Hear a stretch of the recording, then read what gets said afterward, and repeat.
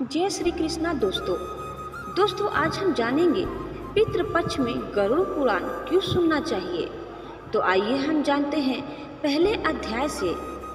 प्राचीन समय की बात है कि नैमिषारण्य क्षेत्र में सोनक आदि ऋषियों ने अनेक महर्षियों के साथ 7000 वर्ष पर्यंत चलने वाले यज्ञ को प्रारंभ किया था, जिससे उन्हें स्वर्ग की प्राप्ति हो सके। उस क्षेत्र में सूत जी पधारे, तब ऋषियों ने उनका बहुत आदर सत्कार किया, क्योंकि सूत जी पौराणिक कथा कहने में सिद्धहस्त थे और उन्हें विभिन्न रूपों से अनुभव प्राप्त किया हुआ था।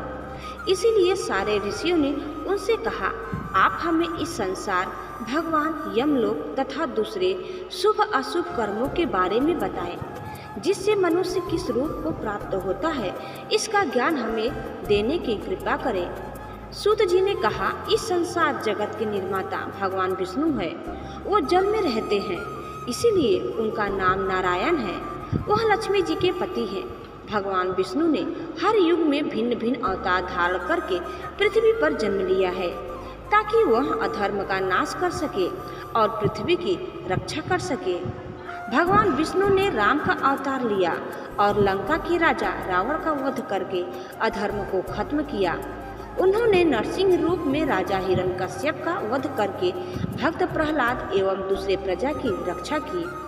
भगवान विष्णु ने वराह रूप में भी अवतार लिया, ताकि पृथ्वी का उद्धार कर सके, और फिर मत्स्य रूप में अवतार लिया। वेद व्यास जी भगवान विष्णु के ही अंश है। वेद व्यास जी ने यह पुराणों की रचना की है। कहा जाता है कि एक सर्वोत्तम वृक्ष भगवान विष्णु है। उसकी दृढ़ मूल धर्म है, उसकी शाखाएं वेद है। उस वृक्ष के फूल रूप में यज्ञ को माना गया है और फल के रूप में मोक्ष को माना गया है। वह सर्वोत्तम वृक्ष रूपी भगवान विष्णु ही सारे फल और मोक्ष को देते हैं। एक समय पर पार्वती जी ने भगवान शिव से पूछा था, आप खुद ही एक भगवान हैं, इस संसार की रचयिता हैं, तो आप किसका ध्यान करते रहते हैं? यह सुनकर भगवान शिव ने कहा, मैं देवों और ऋषियों का ध्यान करता हूँ, उसमें विष्णु जी ही श्रेष्ठ हैं। इस संसार में परम ब्रह्मा भगवान नारायण विष्णु हैं और उन्हीं का चिंतन करता हूँ। भगवान विष्णु ही अनेक रूप में अवतार लेने वाले परम ब्रह्मा हैं। भगवान विष्णु ही अनेक रूप में पृथ्वी पर अवतार लेकर अधर्म का नाश करके धर्म की स्थापना करते हैं। इस प्रकार भगवान शिव ने पार्वती जी को भगवान विष्णु की महिमा बताई। तब ऋषियों को दूसरी बातें जानने की उत्सुकता हुई। ऋषियों ने सूत जी से कहा, हे प्रभु, आपने भगवान विष्णु की श्रेष्ठता के बारे में हमें जो भी ज्ञान दिया, वह अत्यंत भय मुक्त करने वाला ज्ञान है। इसके अतिरिक्त आप हमें यह बताइए कि इस सृष्टि में आने के बाद भोगने वाले दुख और कष्ट को नाश कैसे किया जाता है। कृपा करके इसका उपाय हमें बताइए। आपके पास इस लोक एवं परलोक के दुखों का निवारण करने का ज्ञान है। हम यह जानना चाहते हैं कि यमराज के मार्ग तक पहुंचने में मनुष्य को किस प्रकार की मुसीबतों का सामना करना पड़ता है। सूत जी ने कहा, एक समय पर वरुण जी ने भी ऐसा प्रश्न भगवान विष्णु से किए थे। उस समय भगवान ने जो भी ज्ञान दिया था, वह ज्ञान मैं आप लोगों को दूंगा। यम का मार्ग बहुत कष्ट वाला है, किंतु आप अगर अपने कल्याण के लिए यह जानना चाहते हो, तो मैं आप लोगों को इसके बारे में बताता हूँ। गरुड़ जी ने जब भगवान विष्णु से पूछा था कि आपके नाम की आराधना करना तो अत्यंत सरल है, आपकी भक्ति करने के उपरांत भी मनुष्य नरक में क्यों जाता है? आपकी भक्ति के भिन्न भिन्न मार्ग और गतियाँ हैं, फिर भी मनुष्य जब आपकी भक्ति से वंचित रह जाता है, तो उसे यह दुर्गम मार्ग कैसे मिलता है और इसके कष्ट क्या हो सकते हैं? पाप करने वाले पापियों की किस प्रकार दुर्गति होती है और किस रूप में उनको नरक मिलता है? आप मुझे कृपा करके बताएं। ऐसे पूछने पर भगवान विष्णु ने गरुड़ जी को कहा, हे गरुड़, मैं तुम्हें यम के मार्ग का ज्ञान देता हूँ। इसी मार्ग से पापी लोग यमलोक को प्राप्त करते हैं। इसका वर्णन अत्यंत भयानक है। जो मनुष्य उग्र स्वभाव के होते हैं, धन और मर्यादा का ज्ञान जिसमें नहीं है, जिनको संसार में मोह माया है, वो मनुष्य अपवित्र होते हैं और वही नरक लोक में जाते हैं। दानवीर मनुष्य मोक्ष को प्राप्त करते हैं और पापी लोग कष्ट पूर्वक यम की पीड़ा भोगते हुए नरक में जाते हैं।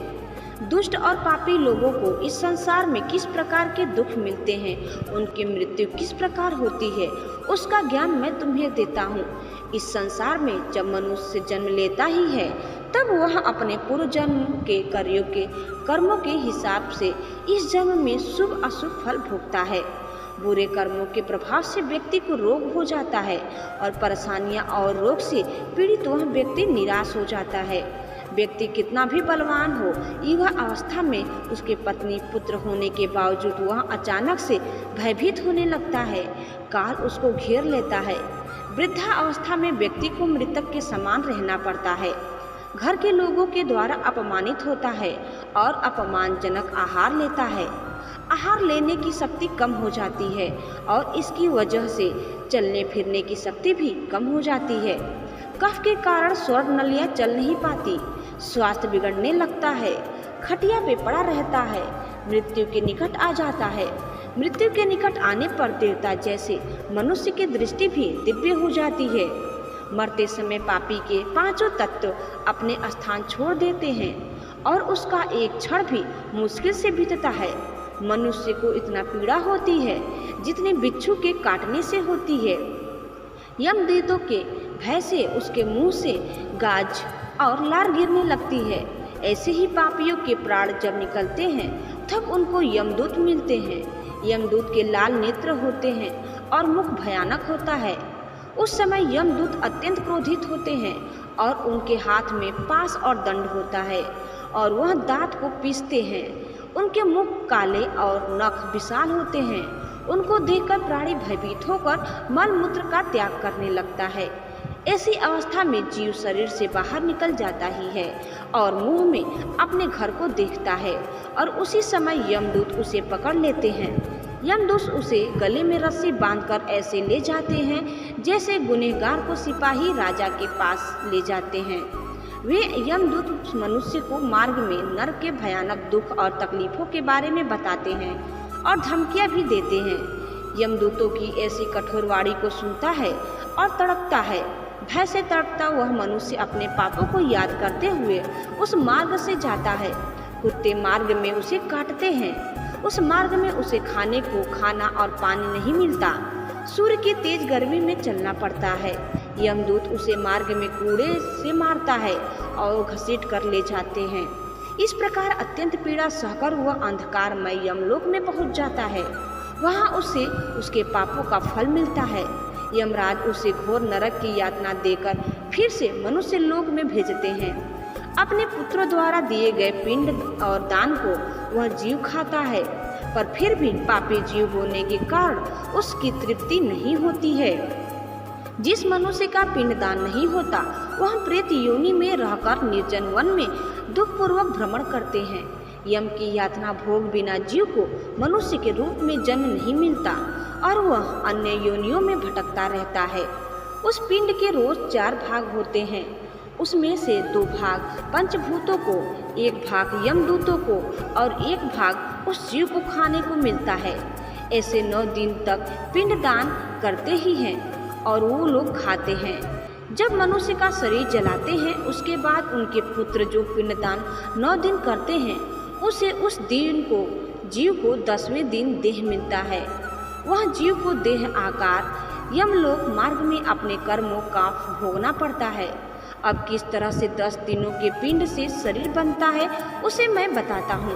पहले दिन के पिंड से सिर, दूसरे दिन से गर्दन और तीसरा कंधा, तीसरे दिन हृदय, चौथे दिन पीठ, 5वें दिन नाभि, 6ठे दिन कमर, गुदा, लिंग भाग और मांस, केन पिंड आदि बनते हैं।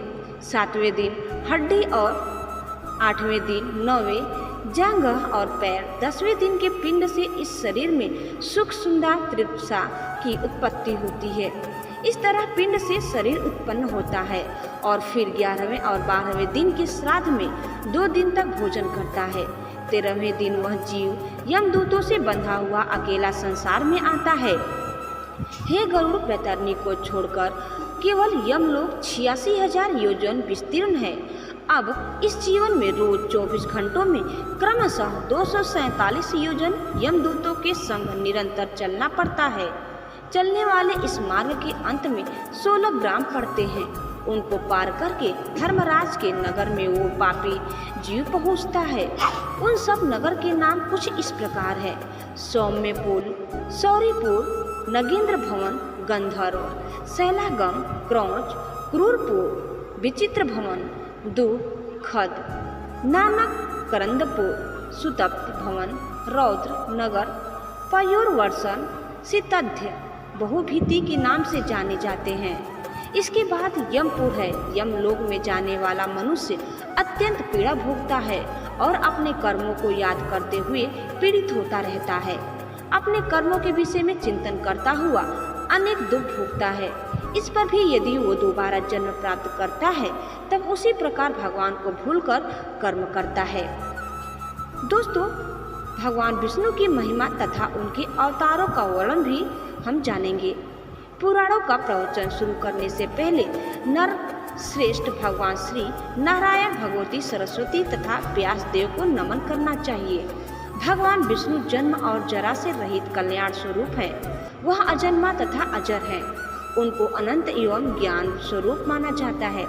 भगवान श्री हरि महान, विशुद्ध और पार्श्व भौतिक शरीर से ही हीन, समस्त इंद्रियों से रहित और सारे प्राणियों में स्थित है।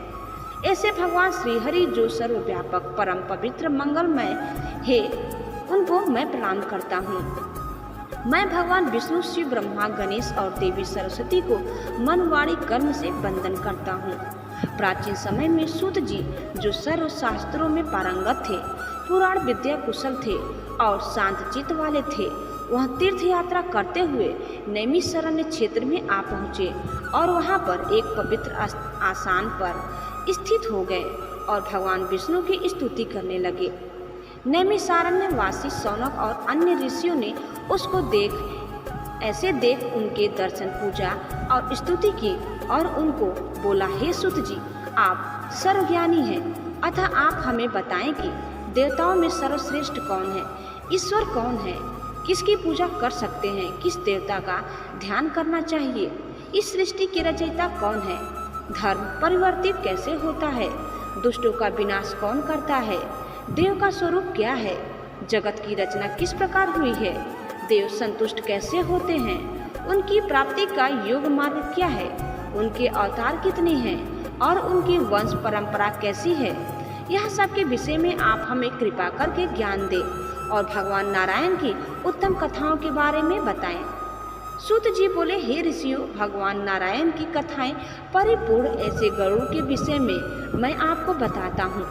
पूर्व काल में श्री गरुड़ जी ने इस पुराण को कश्यप ऋषि को सुनाया था और मुझे इस पुराण का ज्ञान व्यास जी ने दिया था।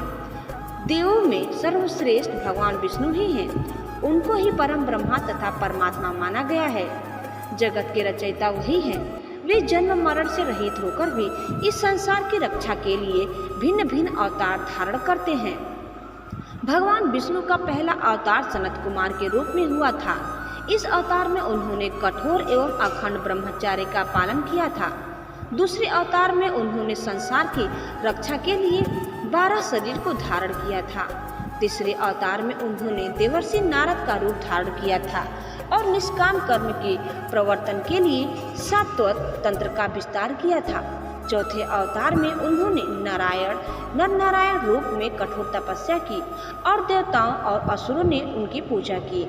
पांचवें अवतार में प्रभु ने काल के प्रभाव से लुप्त हो चुके सांख्य शास्त्र की शिक्षा देने के लिए कपिल नाम से अवतार धारण किया। छठे अवतार में भगवान ने महर्षि अत्रि और अनसुईया के पुत्र दत्तात्रेय के रूप में अवतार लिया और राजा अलर्क तथा प्रहलाद को ब्रह्मा ज्ञान दिया। सातवें अवतार में भगवान रुचि प्रजापति तथा आकृति के पुत्र यज्ञदेव के नाम से प्रकट हुए और इंद्र तथा अन्य देवगणों के साथ मिलकर यज्ञ का अनुष्ठान किया। आठवें अवतार में प्रभु ने नाभि तथा मेरु देवी के पुत्र ऋषभ देव के रूप में अवतार लिया और नारियों के आदर्श मार्ग का निदर्शन किया। सभी आश्रमों द्वारा यह गृहस्थ आश्रम नमस्कृत है। 9वें अवतार में भगवान श्री हरि ने पृथु का रूप धारण करके महाऔषधियों का दोहन किया और प्रजा की रक्षा की। 10वें अवतार में प्रभु ने मत्स्य अवतार धारण किया। इस अवतार में उन्होंने मनवंतर के बाद आने वाले प्रलय काल में वैवस्वत मनु को रूठी रूपी नौका में बिठाकर सुरक्षा प्रदान की। 11वें अवतार में भगवान ने देवों और दानवों के समुद्र मंथन से प्रभावित होकर कूर्म रूप धारण किया और इस रूप में उन्होंने मंदराचल पर्वत को अपनी पीठ पर धारण किया। 12वें अवतार में उन्होंने धन्वंतरी का रूप लिया और 13वें अवतार ने मोहिनी का रूप लिया। स्त्री रूप में अवतार लेकर उन्होंने दैत्यों को मुक्त करके देवताओं को अमृत पान कराया। 14वें अवतार में उन्होंने नरसिंह का रूप धारण किया। पराक्रमी दैत्यराज हिरण्यकश्यप के हृदय को अपने तेज नखाग्रों से चीर डाला। 15वें अवतार में उन्होंने वामन रूप लिया। इस रूप में वह राजा बलि के यज्ञ में जाकर देवों को 3 लोक प्रदान करने की इच्छा से उनसे 3 पग भूमि मांगी। 16वें अवतार में ब्रह्मांड द्रोही क्षत्रियों के अत्याचारों से क्रोधित होकर प्रभु ने परशुराम का रूप लिया और 21 बार पृथ्वी को क्षत्रियों से मुक्त करा दिया। 17वें अवतार में भगवान ने सत्यवती से व्यास का रूप लिया और मनुष्य के अल्पज्ञता को जाना और सबको वेदों का ज्ञान दिया। 18वें अवतार में उन्होंने श्री राम का रूप लिया और अधर्म का नाश किया और अनेक पराक्रम पूरे कार्य किए। 19 तथा 20वें अवतार में भगवान ने कृष्ण तथा बलराम का रूप लिया और धर्म की रक्षा की। 21वें अवतार में प्रभु कलयुग के अंत में कीकट देश में जिन पुत्र बुद्ध के नाम से रूप धारण करेंगे और इसके बाद कलयुग की 8वीं संध्या में अधिकांश राजवर्ग के समाप्त होने पर विष्णु यशा नाम के ब्राह्मण के घर में कल की अवतार धारण करेंगे। हे ऋषियों, भगवान नारायण के असंख्य अवतारों में से यहाँ पर मैंने कुछ ही अवतारों का वर्णन किया है। सारे ऋषिगण उन्हीं को पूजा आराधना करते हैं। उसमें मनु और अन्य उत्तम ऋषि से ही जगत की रचना हुई है। इनकी पूजा व्रत आदि करना चाहिए। पूर्व काल में मैंने इसी गरुड़ पुराण को भगवान वेद व्यास के द्वारा सुना था। अत्यंत फलदायी गरुड़ महापुराण के सभी घटनाओं का अध्याय हम जानेंगे दूसरे अध्याय में। तब तक धन्यवाद। जय श्री कृष्णा। राधे राधे।